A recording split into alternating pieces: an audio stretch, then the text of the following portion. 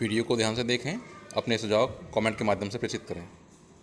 Hello students, पिछली video में हमने प्राकृतिक बलों या मूलभूत बलों की बात की थी और वो मूलभूत बल 4 प्रकार के होते हैं, जिनमें हमने गुरुत्वाकर्षण बल के बारे में जान लिया था। आज हमारा दूसरा बल है विद्युत चुम्बकीय बल। तो विद्युत चुम्बकीय बल क्या होता है? तो विद्युत चुम्बकीय बल 2 आवेशित कणों के मध्य लगता है। ये बात ध्यान रखनी है आपको। किसके बीच लगता है? 2 आवेशित कणों के बीच लगता है। और स्थिर आवेश पर, अगर कोई आवेश स्थिर है, गति नहीं कर रहा है, तो उस पर केवल विद्युत बल लगता है। ये ध्यान रखना है आपको। और गतिमान, अगर आवेश गतिमान है, ठीक है, तो गतिमान आवेश चुंबकीय क्षेत्र उत्पन्न करता है। और जब इसके क्षेत्र में कोई अन्य आवेशित कण आता है तो उस पर चुंबकीय बल लगता है। यानी गतिमान कण पर विद्युत और चुंबकीय बल एक साथ लगते हैं। और ये बल एक ही बल है, ये अलग अलग नहीं है कि विद्युत बल अलग है, चुंबकीय बल अलग है। ये बल एक ही है, जिसे हम चुंबकीय या विद्युत चुंबकीय बल कहते हैं। तो बात समझ आई। दूसरा कौन सा है आपका? विद्युत चुंबकीय बल। पहला पढ़ा था हमने गुरुत्वाकर्षण बल। और ये जो बल होता है वो गुरुत्वाकर्षण बल की तुलना में शक्तिशाली होता है। उदाहरण देख लेते हैं। तो पहला उदाहरण है इसका तनाव बल। किसका? विद्युत चुम्बकीय बल का। दूसरा उदाहरण है घर्षण बल। तीसरा उदाहरण है अभिलंब बल या स्प्रिंग बल। ये सब किसके उदाहरण हैं? ये हैं विद्युत चुम्बकीय बल के। 1 नंबर का क्वेश्चन यहाँ से अक्सर पूछा जाता है, बोर्ड में भी और कंपटीशन में भी। और इसे हम स्थूल स्तरीय बल भी कहते हैं। कैसा बल कहते हैं? स्थूल स्तरीय। तो स्थूल स्तरीय बल क्या होता है? तो स्थूल स्तरीय निकाय वो होते हैं जिन्हें हम अपनी सराउंडिंग में अपने नेक्ड आई से देख लेते हैं। यानी बिना किसी यंत्र की सहायता से जिन निकायों को हम ऑब्जर्व कर लेते हैं उन्हें हम बोलते हैं स्थूल स्तरीय निकाय। तो स्थूल स्तरीय निकायों के बीच जो बल लगता है उसे हम स्थूल स्तरीय बल कहते हैं। दूसरा बल है दुर्बल बल। तो दुर्बल बल में क्या है देखें आप। तो दुर्बल बल जैसे नाम से स्पष्ट है, दुर्बल बल। तो इन बलों की खोज रेडियो एक्टिविटी में क्षय के दौरान हुई। कब खोज हुई इनकी? दुर्बल बल कहाँ मिलेंगे आपको? तो मिलेंगे रेडियो एक्टिविटी में। रेडियो एक्टिविटी में क्या होता है? बीटा क्षय होता है। बीटा होता है इलेक्ट्रॉन। तो जब किसी परमाणु के नाभिक से इलेक्ट्रॉन निकलते हैं, अपने आप निकलते हैं, तो उसे रेडियो एक्टिव डीके कहते हैं। और रेडियो एक्टिव डीके के दौरान जो कणों के मध्य बल लगता है उसे हम दुर्बल बल कहते हैं। ठीक है, ये लिखा हुआ है ना। यह बल उन कणों के मध्य लगता है जो रेडियोएक्टिव सक्रिय पदार्थ के क्षय के दौरान उत्सर्जित होते हैं। और बीटा क्षय में कौन से कण निकलेंगे? तो निकलते हैं एंटी न्यूट्रिनो, न्यूट्रिनो या एंटी न्यूट्रिनो। आप 12वीं में जाओगे, 11वीं में जाओगे तो वहाँ पर पूरा प्रोसेस पढ़ोगे कि बीटा डीके में क्या होता है। एक इलेक्ट्रॉन निकलता है, इलेक्ट्रॉन के साथ एंटी न्यूट्रिनो उत्सर्जित होता है।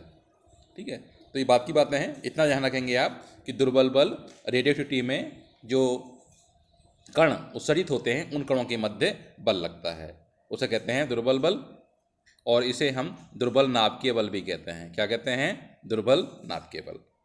तीसरा है आपका, ये देख रहे हैं यहाँ पर, नाभिकीय बल। तो नाभिक के अंदर हम जानते हैं कि प्रोटॉन और न्यूट्रॉन होते हैं और इलेक्ट्रॉन नाभिक के चारों ओर गति करते हैं।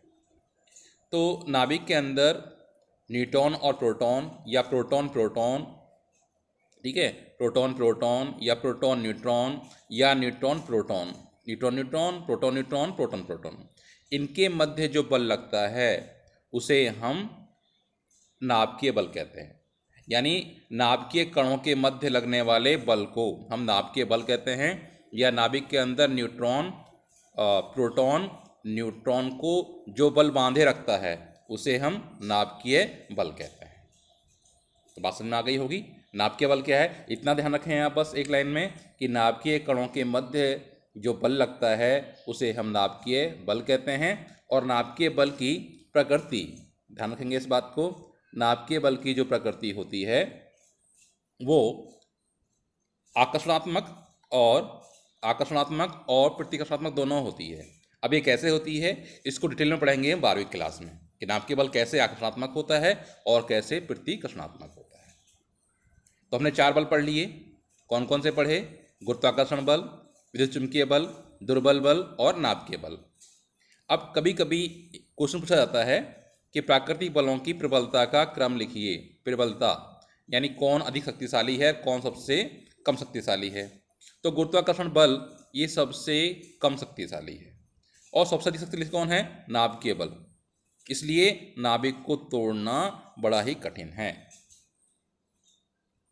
ठीक है, नाभिक सबसे स्थायी सब्सटेंस का जो सबसे स्थायी भाग होता है वो नाभिक होता है। तो गुरुत्वाकर्षण से पावरफुल है दुर्बल बल, उससे भी पावरफुल कौन है? विद्युत चुम्बकीय बल, और सबसे पावरफुल कौन है? ये है आपका नाभिकीय बल। अब हम देख लेते हैं कि गुरुत्वाकर्षण बलों की प्रबलता का अनुपात कितना होगा। तो देखें यहाँ पर, तो ये है आपका पहला है ये गुरुत्वाकर्षण बल, फिर ये है आपका वीक फोर्स, जी मतलब ग्रेविटेशनल या गुरुत्वाकर्षण, डब्ल्यू का मतलब हो गया यहाँ पर वीक, ये हो गया आपका इलेक्ट्रोमैग्नेटिक ई से, और एन से हो गया न्यूक्लियर।